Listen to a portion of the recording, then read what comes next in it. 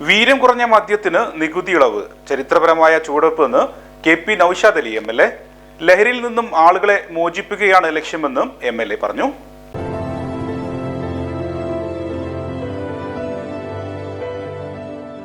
പുരോഗമനപരമായ ചുവടുവെപ്പാണ് ഇതെന്നും മദ്യമെന്ന് കേൾക്കുമ്പോൾ മുൻവിധിയോടെ സമീപിക്കുമ്പോഴാണ് തെറ്റിദ്ധാരണകൾ ഉണ്ടാകുന്നതെന്നും KP നൌഷാദ് അലി പറഞ്ഞു.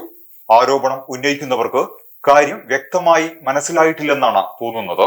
ശാസ്ത്രീയമായ നികുതി ഘടനയാണ് ബജറ്റിൽ അവതരിപ്പിച്ചത്. വീര്യം കുറഞ്ഞ മദ്യത്തെ പ്രോത്സാഹിപ്പിക്കുക എന്ന അബ്കാരി നയത്തിന്റെ പ്രഖ്യാപിത ലക്ഷ്യമാണിത്. അത് LDFന്റെ കാലത്തെ അബ്കാരി നയമാണ്. അത് നടപ്പിലാക്കി എന്നതു മാത്രമാണ് ഇപ്പോഴത്തെ പ്രത്യേകത. KP നൌഷാദ് അലി പറഞ്ഞു. വീര്യം കുറഞ്ഞ മദ്യത്തിലേക്ക് ആളുകളെ കൊണ്ടുവരുന്നതാണ് തീരുമാനം. അതിനെ പ്രോത്സാഹിപ്പിക്കുക എന്നാണ്, നിർബന്ധിച്ച് കുടിപ്പിക്കുക എന്നല്ല അർത്ഥം. വീര്യം കൂടിയ മദ്യം കഴിക്കുന്നവരെ കുറഞ്ഞ മദ്യത്തിലേക്ക് ആകർഷിക്കുക എന്നതാണ് അർത്ഥം. ആരോപണത്തിനുള്ള ഇടം ഏതാണെന്ന് മനസ്സിലാക്കുന്നില്ല. ചരിത്രപരമായ ചുവടുവെപ്പാണിത്.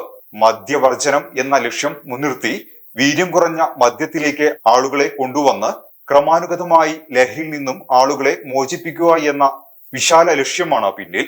മനസ്സ് തുറന്ന് ഇതിനെ സമീപിക്കണമെന്നും KP നൌഷാദ് അലി പറഞ്ഞു.